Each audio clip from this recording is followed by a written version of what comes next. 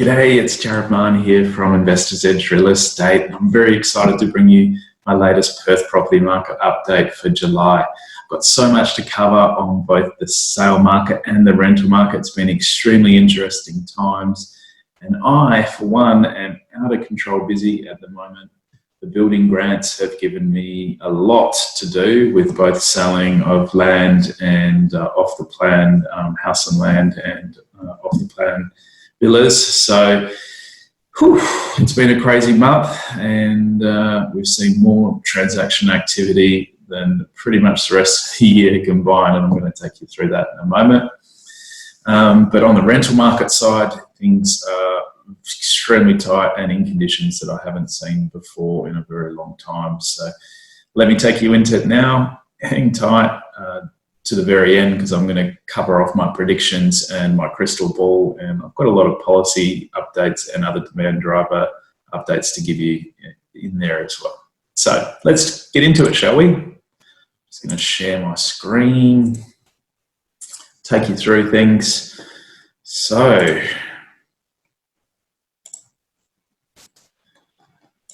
in the sale market, what you'll see is we've had a very sharp turnaround in the number for sale since June last year was our peak at 16,633.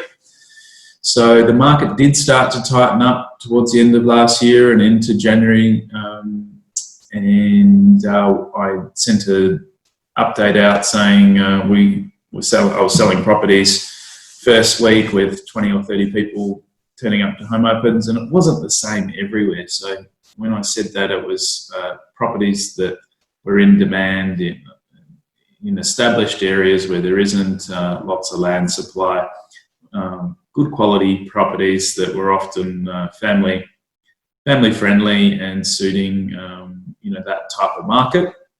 So that's continued the other side of the shock that we had from Corona. So we've basically picked up where we were in December, January. We've picked that up again now, but we've also got the building grants fueling purchase of land and tightening this supply up.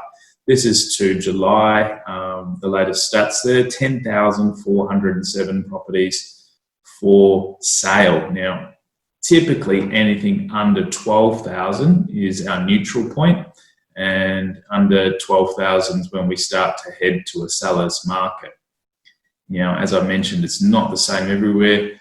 Outer areas, established homes in the outer areas are still struggling, and apartments are generally struggling too, because people are preferring to build new and there's still an oversupply of apartments in the Perth market. But you can see even since January, we're a further 17% down in the number of properties for sale and 29% down on the same time last year. So massive tightening of our market. And I expect that to continue for certain segments, and we might, as we see the market starting to improve over the next 12 to 18 months, we might see some extra people come on and start selling and this come up. But what actually matters is how many properties are also being sold. So when we look at that crazy boom-like, that's why I'm calling this a mini boom, crazy boom-like spike in the number of properties that are getting sold per week, 1,818. So in all the time that I've been keeping stats, you can see the previous high I ever had was 1,076, 1,000 odd sales per week. We've had nearly double that in a single week in some of these weeks in July.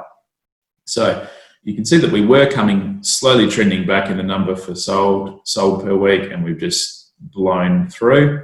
Now, this is not going to continue forever. It's likely to start dropping off in the coming month or two, as all of the home buyers that can buy are buying and are rushing towards securing their land and getting their builder and taking advantage of the crazy building grants that are on offer. So we'll touch on those again later, just in case you have been living under a rock, and I'll also explain some of the details that might have been lost on people initially when they came out.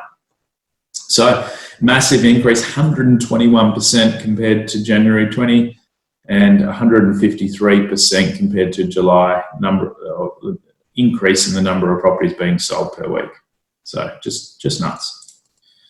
You can see that here our median house price has started to flatten off a bit and bottom at around the 480 mark. Now, these stats only run to March 2020. It takes 2 to 3 months after a quarter for the next lot of stats to come out. So I'd love to bring you the June stats, and I expect that we might see a little spike in the median house price. But again, for how long, we need to see, and I'll let you know my crystal ball at the end. So unit median price, you can see that that's definitely seems to be bottoming to the March quarter at approximately 380. So that's good that we're getting a stabilisation in prices, which is excellent.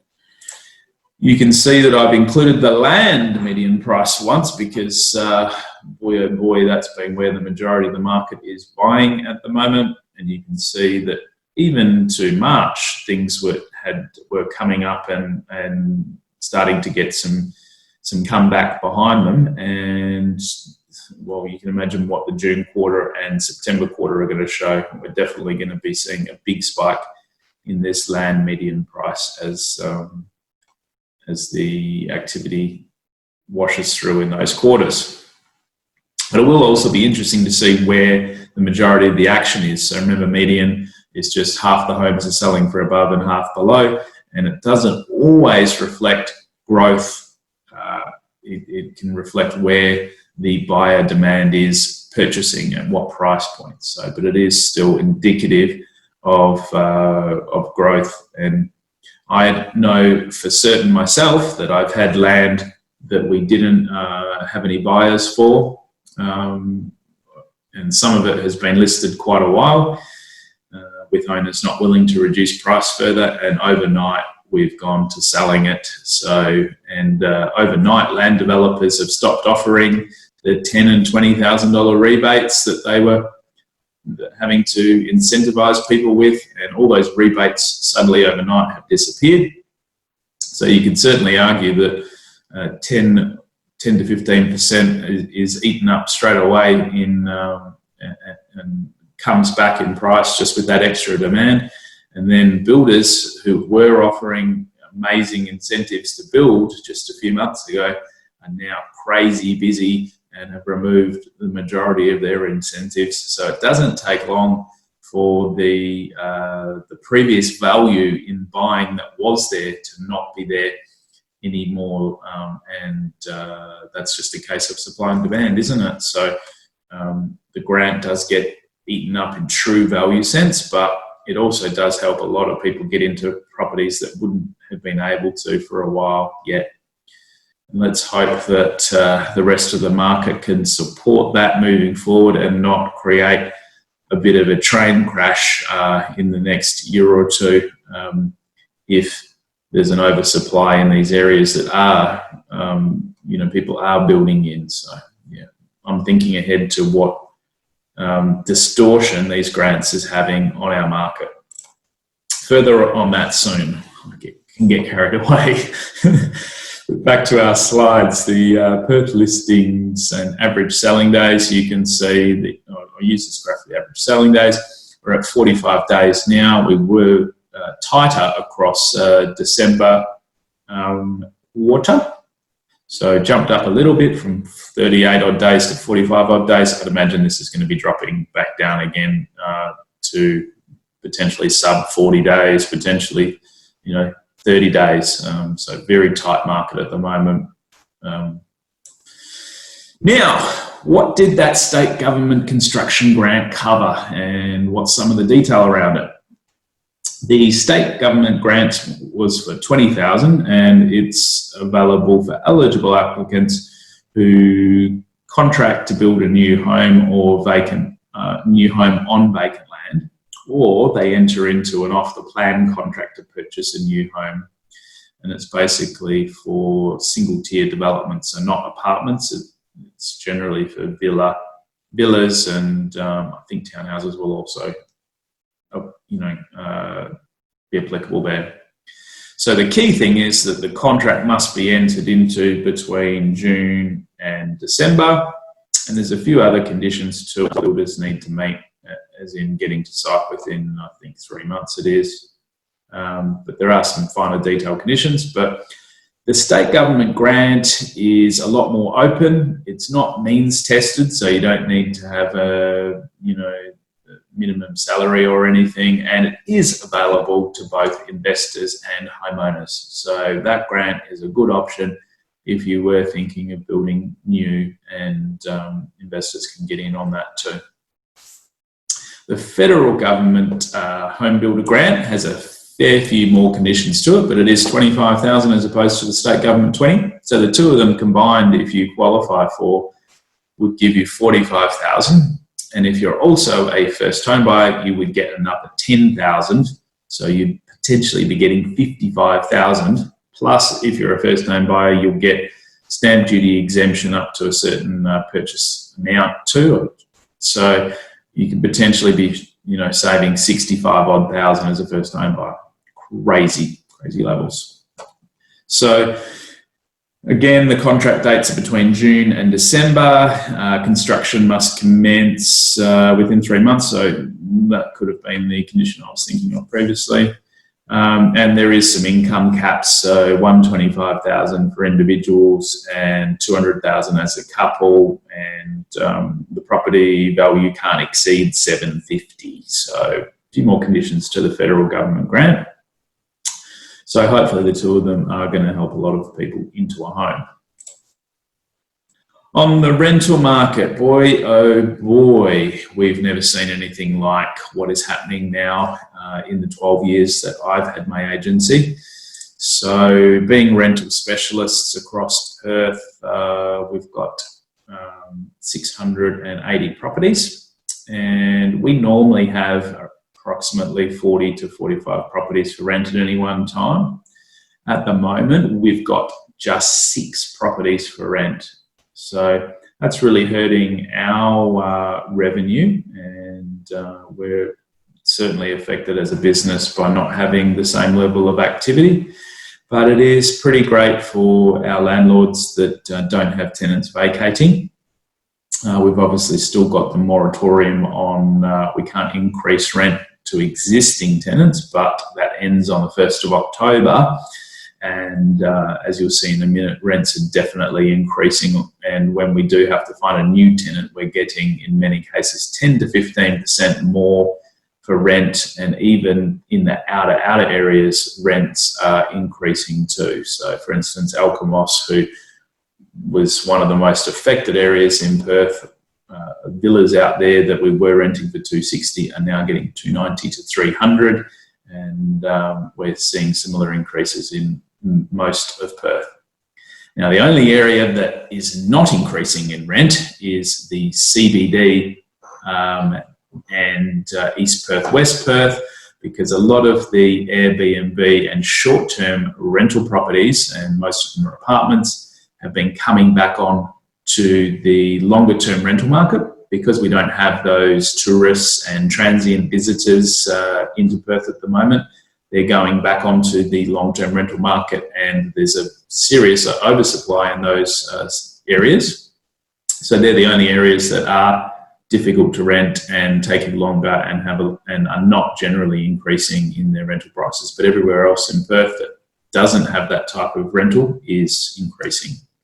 So you'll see that the number for rent is tightening up drastically, and we're now at 3,963, on par with the levels of 2013 when we saw, very sharp increases in the rental prices. So that's certainly ahead for us in the next 6 months, pressure on rents. You can see that over the 6 months, we've had a 35% decrease in the number for rent, and over the last year, we've had a 45% decrease in the number for rent. So why is that happening? You might be asking. Well, the reason is that we haven't necessarily got new migrants coming to the state at the moment, but there's still a lot of people that when when they do need accommodation, that's their first option. So that we'll be getting back to that soon, which will put further pressure on.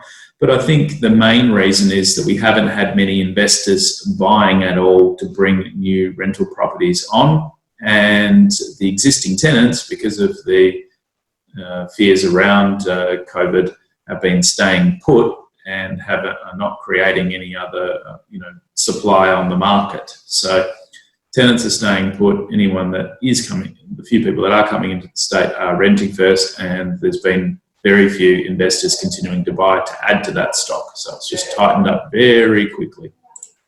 Now, in our rental vacancy rate, when you look at that, you've seen that tighten up. We're now at 2.2, and that is to the March quarter. So it's going to be definitely below 2% to the July quarter. You see we're down 12% in the vacancy rate over the last 12 months.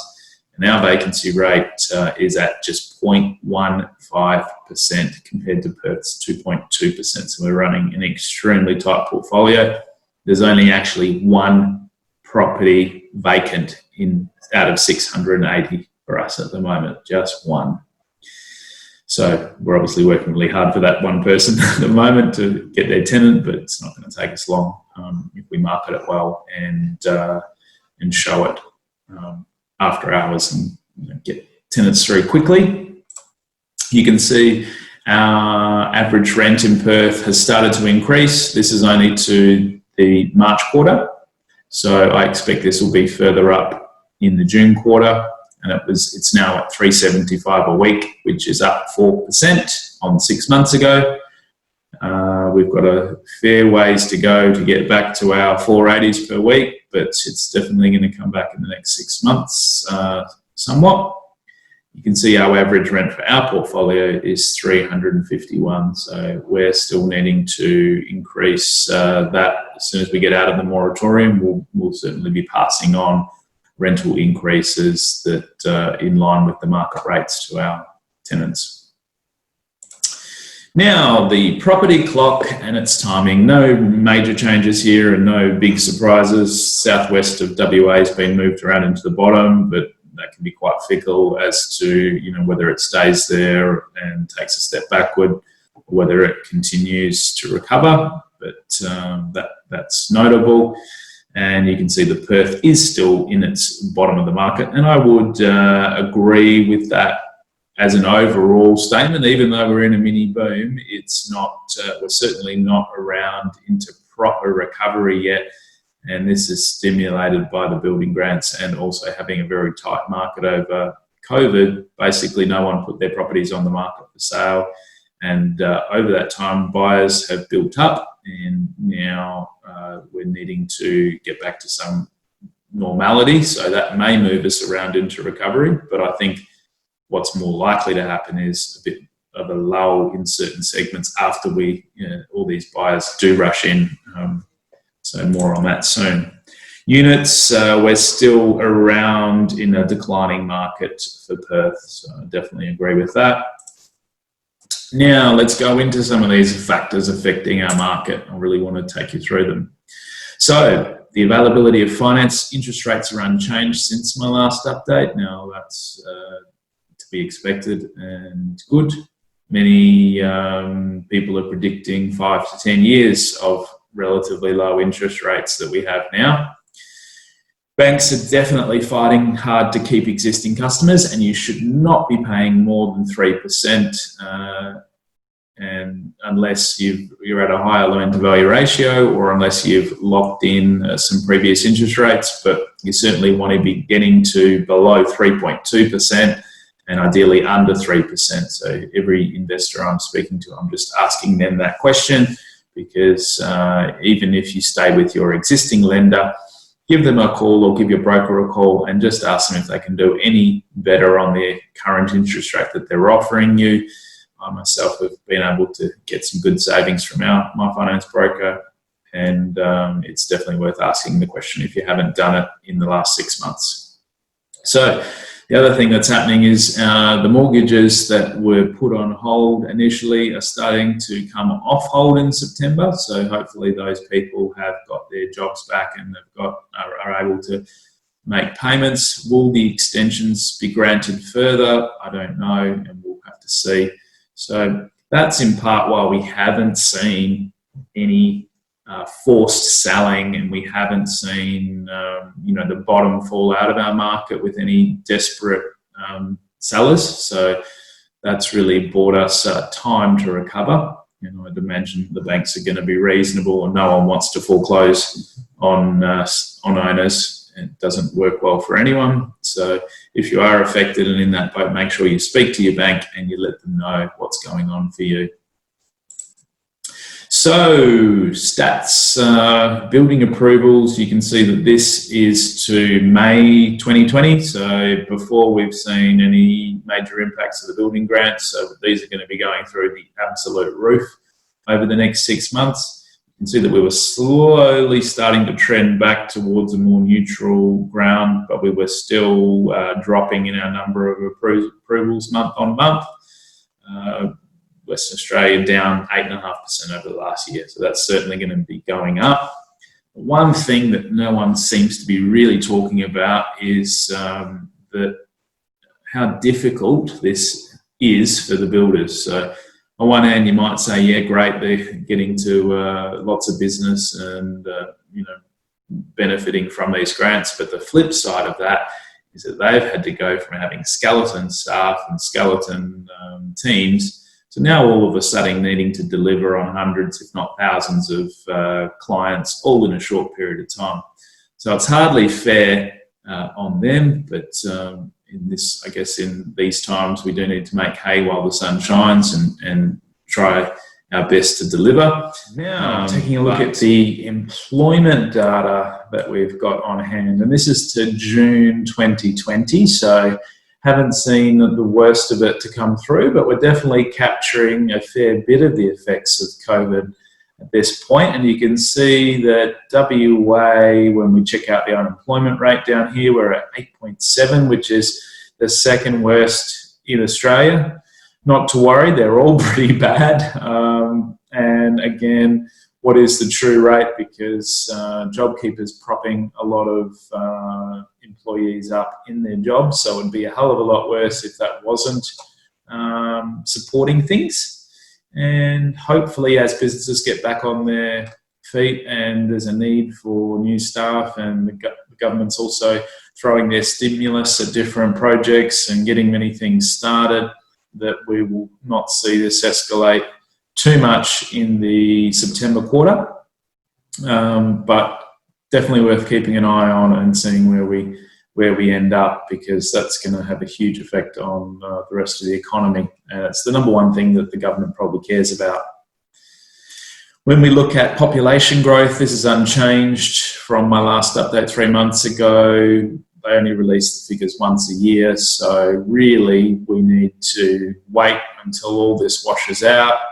We need to wait for the borders to open up again.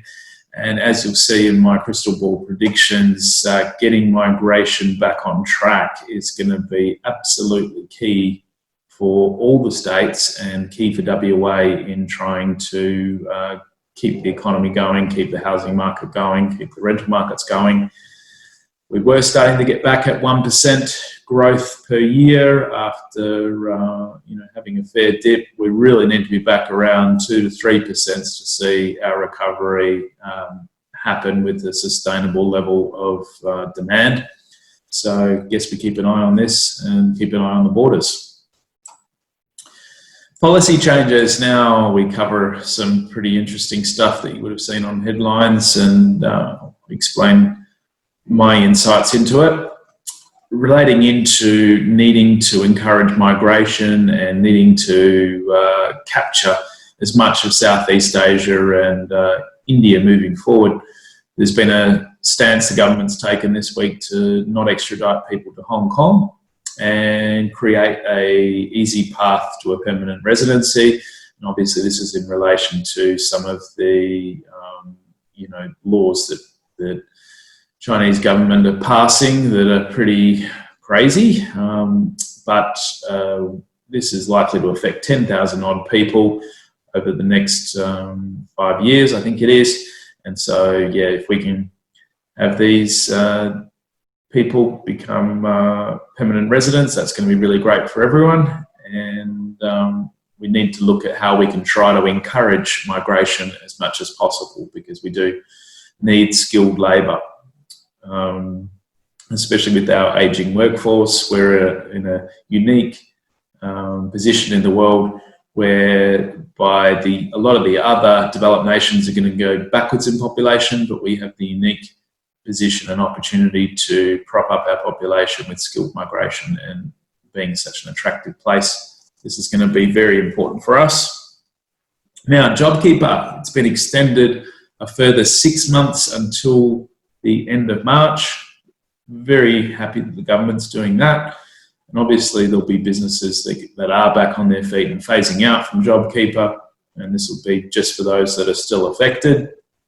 We're also seeing a lot more targeted stimulus to help certain specific sectors and areas, and I imagine the government will be continuing to look at how they can spend money and where it's needed most. That's great, and they've certainly declared openly and publicly that they've got Australia's back, and that they're going to do what's necessary to see us get through this. So they're putting everything on the line, including throwing out the kitchen sink to make that happen. So I've seen the stats as well that we've got one of the highest stimuluses of all G20 countries in the G20. So we're definitely not leaving anything to chance on getting through this. You'll also see here the stats. I was blown away, absolutely blown away, that 2.7 million Australians have already withdrawn some of their super. They're able to get 10,000 in the last financial year and a further 10,000 this year. And that has so far led to $30 billion being withdrawn from super. Might sound like a huge number, but it's only 1% of total savings. But again, I wonder what people are doing with this. Are they paying off their homes? Are they spending it in the economy? I guess making best use of that money is, certainly something to be thoughtful of if you are doing it. Now, one of the other policy changes released at the state government level, the train station locations have been finalised, so that's giving a lot of certainty to these locations. We've got the Morley station just on the Naranda-Morley border there, the other side of Reed Highway. We've got the Naranda station up there, and the Malaga station just on the back of Balladura-Tonkin Highway there. Whiteman Park, which will be great to link in there. We've got the Bennett Springs East. That's going to be a future one, so that's not currently confirmed yet. And we've got the Allenbrook station out here. So great that they're all going ahead as far as I have seen, and the station locations have been confirmed just over the last month. So, what sort of impact have we seen from the Residential Tenancies Act changes? Well, we were initially very worried that we'd have a lot of tenants not being able to pay their rent, and we could have been up for some very difficult times not being able to evict either. But thankfully, everyone, certainly all of our tenants, have approached things with a very level-headed and have been wonderful in working with through this period. We've been getting them as much support as possible, and thankfully our total level of rental arrears has stayed about the same at its very low rate through this period. So I'm very grateful and thankful as to how everyone has gone about things. Of course, no one wants to be behind in their rent, and there's a great amount of government support and assistance available. So if you do happen to get affected, make sure that you reach out to us quickly if you're one of our tenants, and we can help you getting the support. We have had a few challenges with tenants being able to end their tenancies with just 21 days notice. Initially, we had quite a few tenants move out, not a huge amount, but those that were more seriously affected and had an option of perhaps moving in with parents or moving back in with someone else. they did move out initially. So we had a few of them. But the big one to note is that we haven't been able to increase rents on existing tenancies. Now, I actually think this was this is going to backfire for the state government, because what it's done is, not allowed things to adjust. And on the other end of this period, we're now going to have to pass on larger rent increases, because the market is already going up quite substantially, 10-15% in most areas. So we'll be giving notice to the majority of our tenants that haven't had a rent increase yet. Those that are due for them, we'll be giving notice for that to apply from the 1st of October when we get to the other side of this moratorium. And keep in mind, I guess, as a tenant, that you've had such a good run as a tenant with rents reducing over the last few years, and everything does move in cycles in favour of the market increasing. And you're better off paying that to your current property than having to move and just pay the same amount elsewhere. It's a fact of renting that things do go in cycles, and yep, it's coming back around.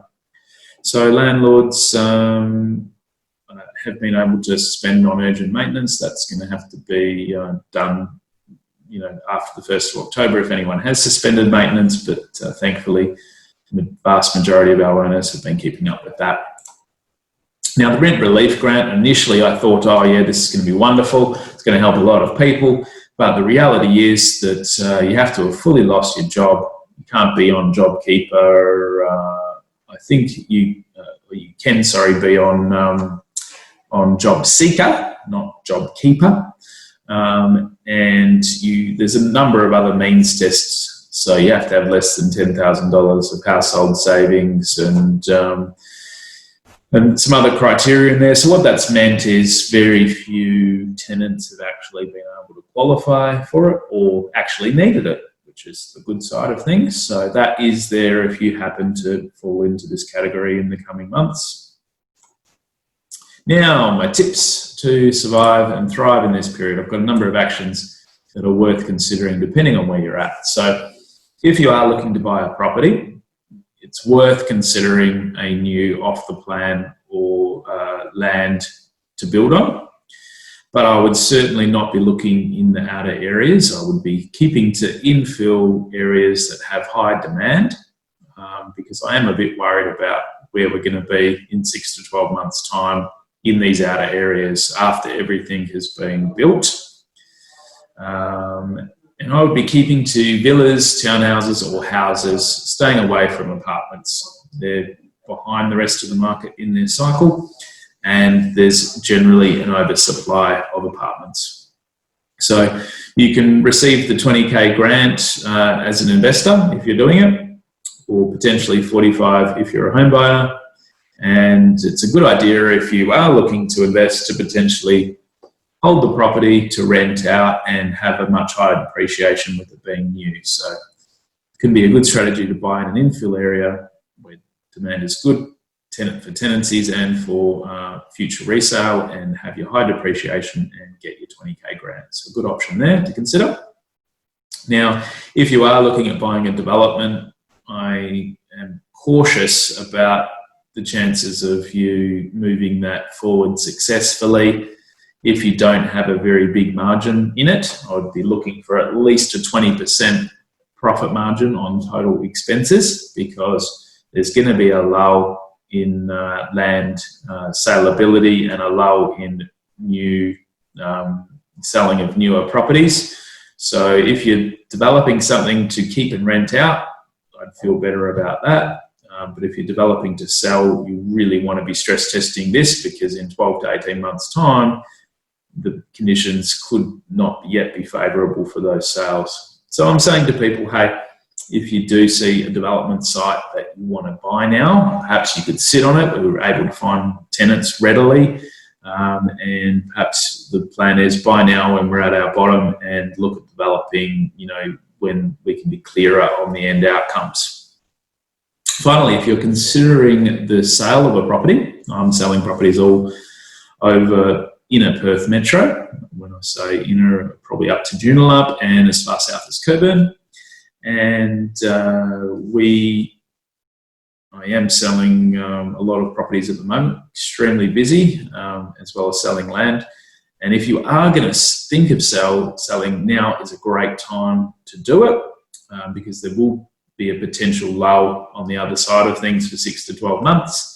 So in my mind, if you're going to sell, I would look at doing it now, or be prepared to wait it out for 2 to 3 years for the upside. Now, of course, if you own a family home in a popular area, it's a great time to upgrade, but there isn't many listings to choose from. So it might mean selling your property and then renting for 6 months, or selling and trying to have a lot longer settlement period with your buyer and then looking.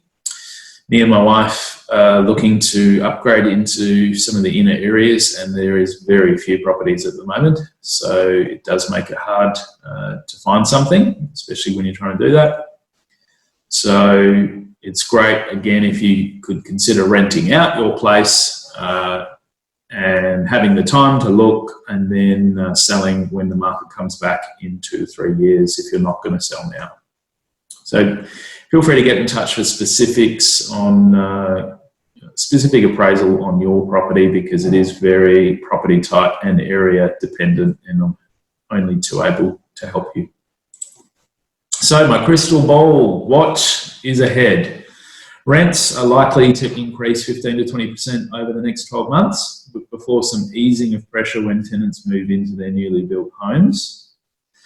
Builders are already extremely busy pushing up prices and causing delays. I think there's going to be a lot of trouble in building, and potentially some long delays for people to get their end property built. I'm actually hoping that the builders take longer rather than shorter, because that will give time for the overall market to recover a bit more, and for the population growth to be back before we have our tenants starting to move out, some of them anyway. There's definitely some businesses that were struggling before COVID that won't come back from this, I don't think. So it's a real cleaning house of the economy and markets, and I feel horrible, and for any business owner that has to go through that, but it is just part of the cycles that happen. There's going to be a lull in land and new home sales from January onwards, or potentially sooner. So we could get another month or two in, and the majority of the buyers that are going to buy will probably have entered the market, and towards the end of this year, there probably won't be as many sales to be had if you are going to sell land or a off the plan or house and land property. Now, established homes in outer areas are likely to be negatively affected over the next 6 to 12 months, because people will have gone to buying new out there instead, and that's going to be in favour. And there's going to be a lot of properties coming on that will be built out there that are new. So potentially an oversupply in the resale market as well. You'll see that I think prices will continue to rise to the in-demand areas. So that being the inner, the coastal, the well-established areas that don't have ongoing land supply. And we're going to get a real two-speed market going on, where the outer areas that have land supply, that have had all this new building, will struggle even more so, because, they were struggling before, they're going to be struggling even more so now. And these inner areas that suit families and have limited land supply, they're going to move around into their recovery phase and continue to grow and be in demand. That's very clear to me that's going to happen. So it's essential for us, both in WA and Australia, to get our population growth back on track before the above happens with people moving out into these areas, and before stimulus and the loan honeymoon extension periods start to end. So critical to get population growth back. But the good news is that I think immigrants are going to be very drawn to work in Australia's relatively robust economy and low COVID-19 instances. So we're going to be seen as a real safe haven. And there's going to be a battle among the states for the share of these immigrants. So we need to be putting our best foot forward with education, leading the way, and having more of a role, and make our state the go-to place for both affordability, jobs, and education. If we can do that, we'll succeed in having our recovery in the next 2 to 3 years, and it will be sooner rather than later. So the government needs to make migration easier and promote it. And I've definitely noticed the, economists and commentators talking about the slowdown of China and the US, and it's very likely to be the case. They can't keep in their bubbles indefinitely, so will they have a proper correction in the next 6 months? I don't know. But what I do know is that Southeast Asia and India are going to be the next places for a world boom, and Perth's ideally located to capitalise and to also have these skilled labour migrants come, and they'll want our resources. But of course, the transition from us being dependent on China and following the US economy to these other areas of Southeast Asia and India isn't going to happen overnight. It's going to take some time. It's going to take focus of us realigning to them, but the future is very bright for Perth. But again, what's going to happen in the meantime of getting here? So I think it's still a great time for looking at taking opportunities for upgrading your home in general and for selectively buying investment properties. So get in touch if you need help with any of those. Final disclaimer, and thanks for watching.